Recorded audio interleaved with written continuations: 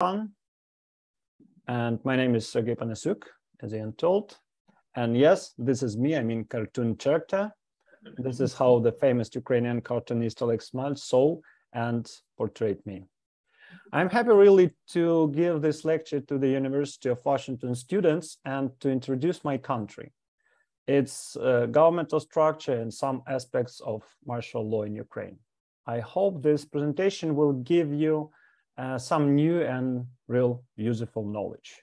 This lecture will take nearly 25 minutes, and after that, I hope that you'll have some questions. And actually, before I start, I want to ask you, and Ian, please tell me, how is such possibility to ask questions now? Yes, they can. Okay, so tell me, please, two questions. What do you know about Ukraine? And did you hear about Ukraine before the war?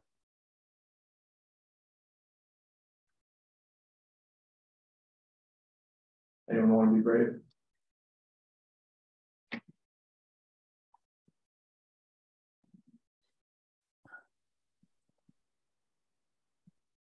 Yeah, so I'm from Wisconsin originally, and there's a huge Ukrainian American population that lives near me. So I mostly knew about Ukraine from the wonderful Christmas bread and other pastries they shared with me. But my general knowledge about Ukraine is a country that is in Europe next to Russia, and it's very well known as the breadbasket of Europe and agriculture. And, yeah. Okay. Maybe someone else? When I was in undergrad, many years ago, I was on an international folk dance team, and one of the dances that we did was the Hopak. It's like Ukrainian national dance. I probably pronounced that wrong though. Okay, thank you.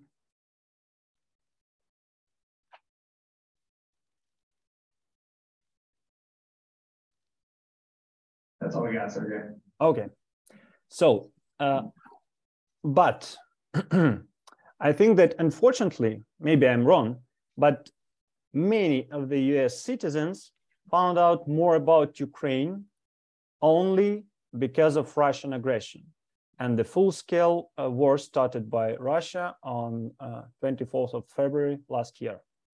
Russian aggression brought to, I think, tens or even hundreds of thousands of deaths, victims, and terrible damage of my motherland. But despite all the terrible things, that war also has positive side, as I think.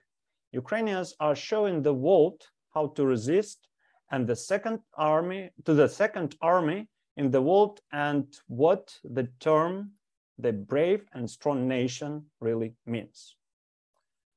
Actually, Ukraine is an independent country in the eastern of Europe, in the Eastern Europe.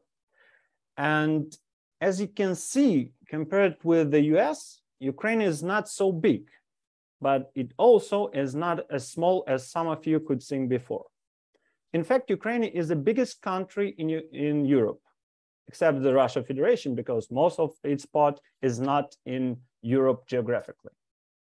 Ukraine, in my opinion, has three very important dates. The first is the proclamation of sovereignty in 1990.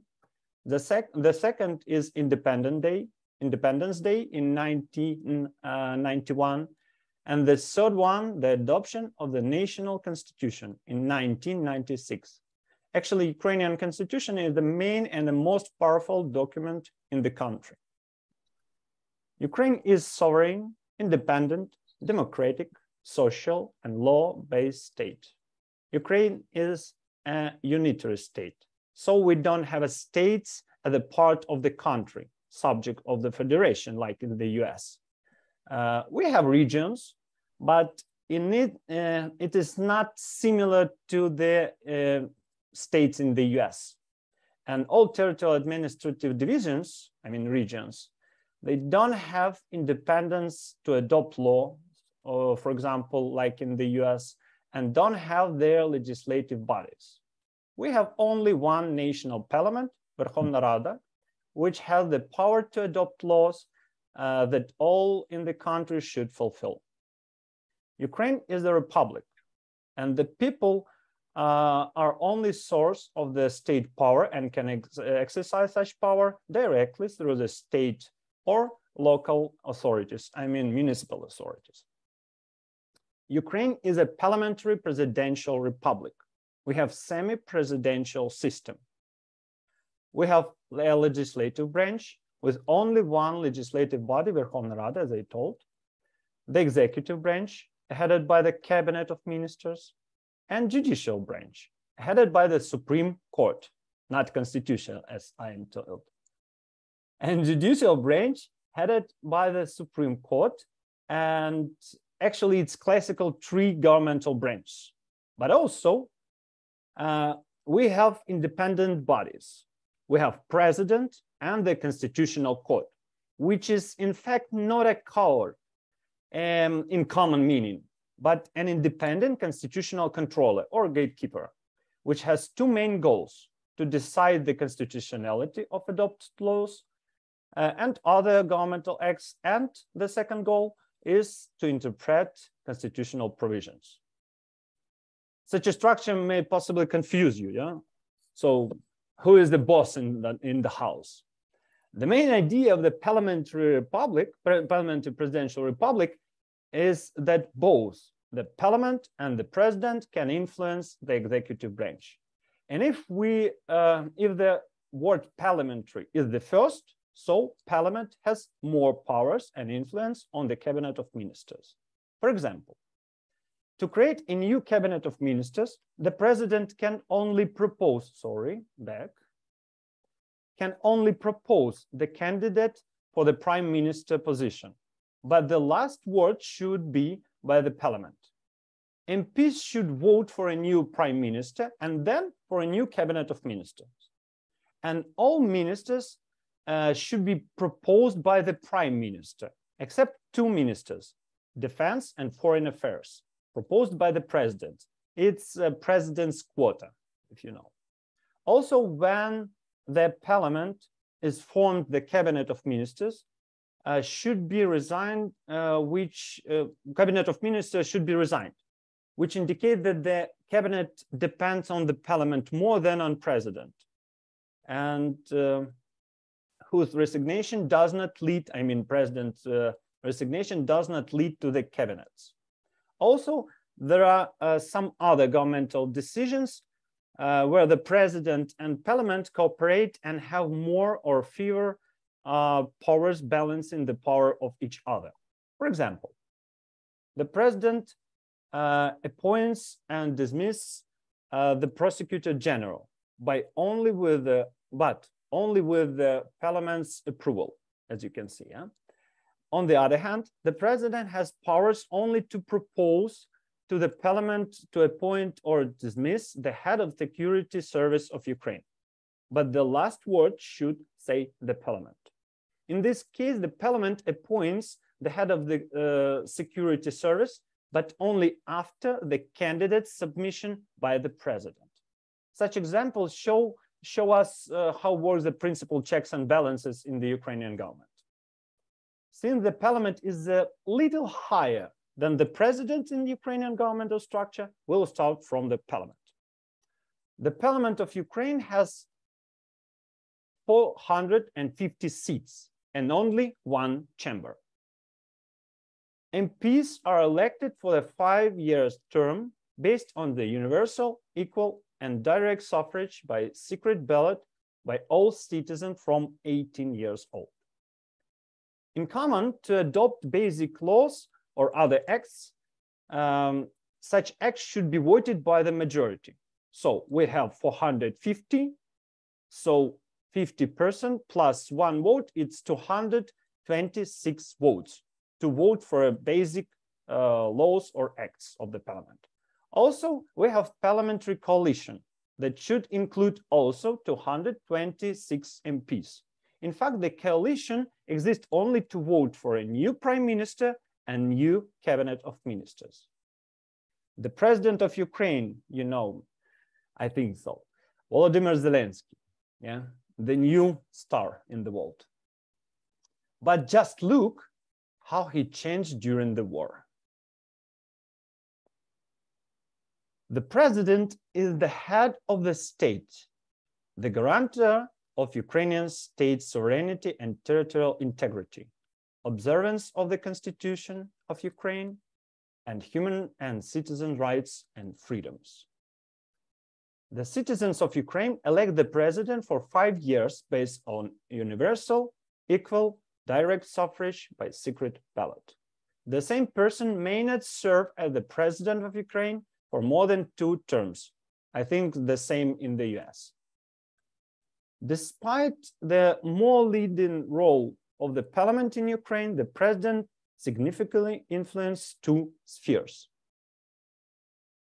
The first sphere is the foreign affairs.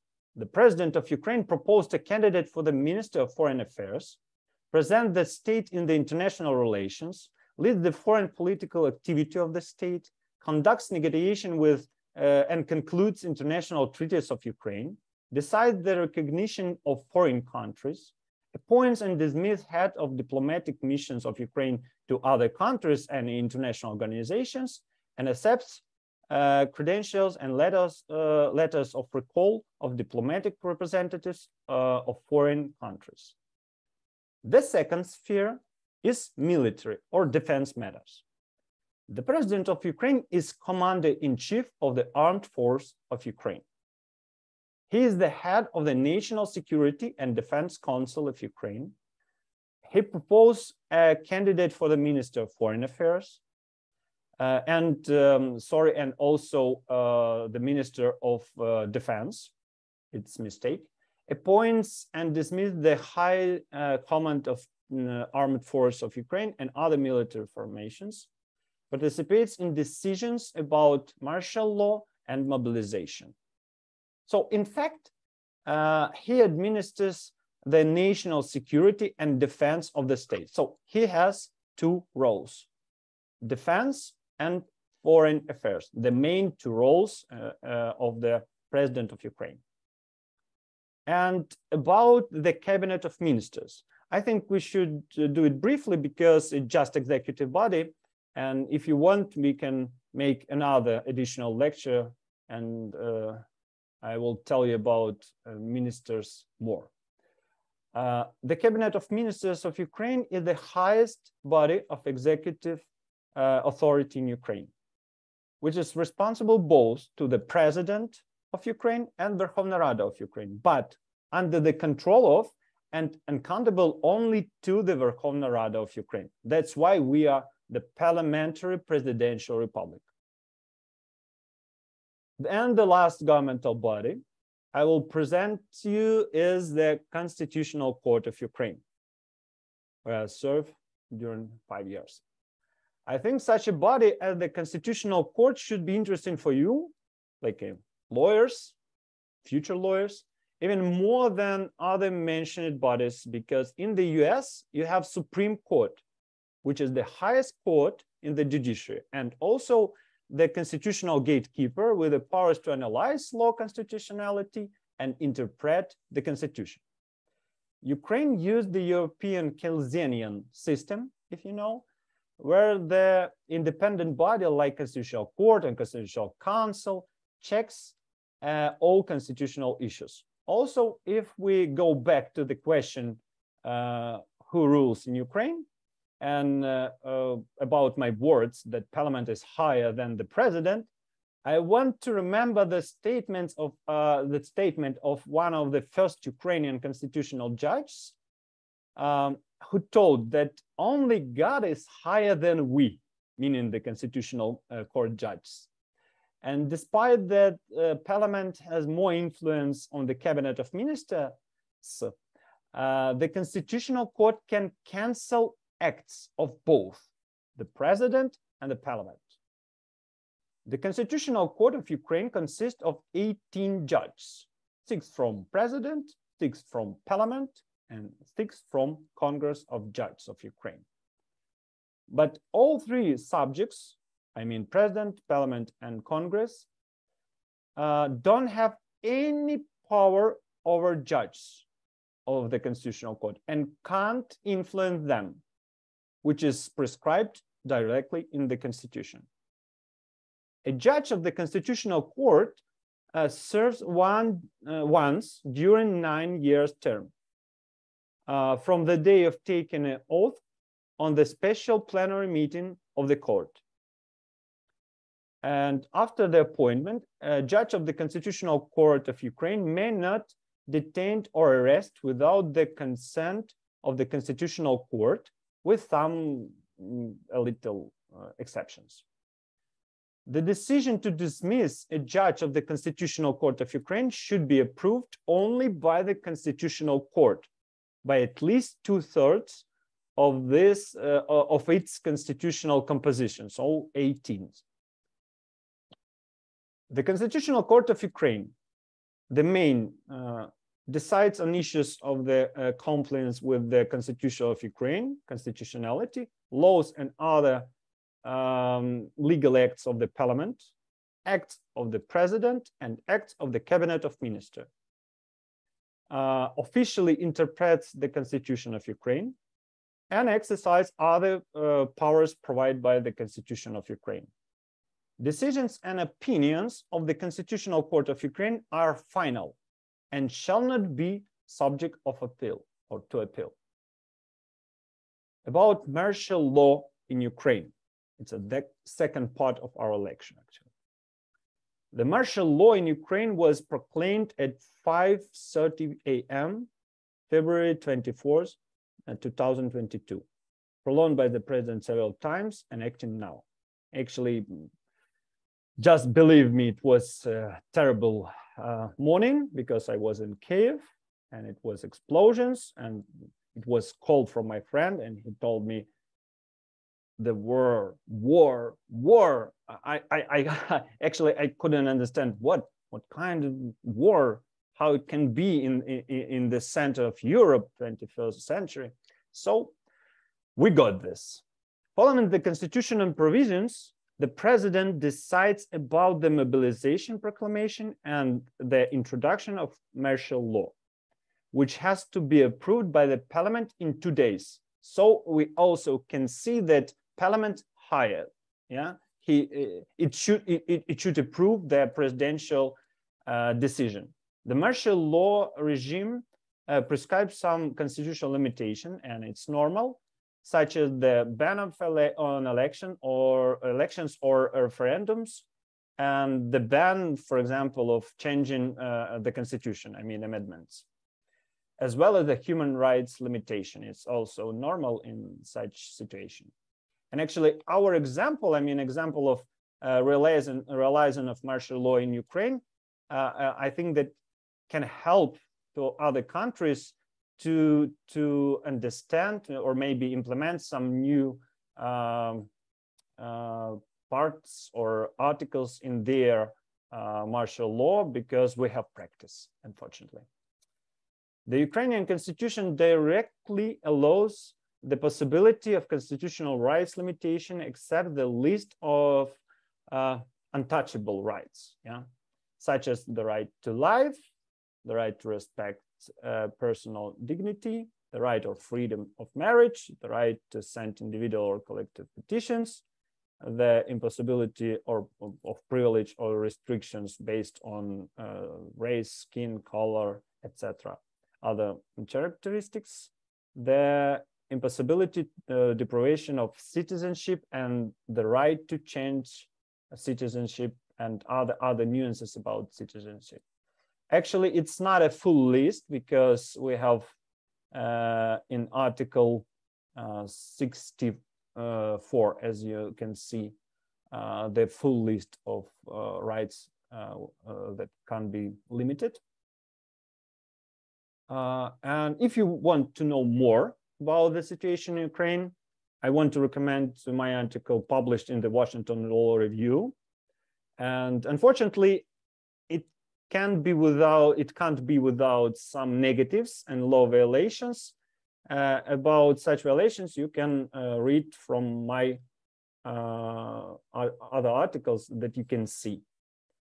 So Thank you. Thank you for your time, for your attention, and I'm ready for questions, actually.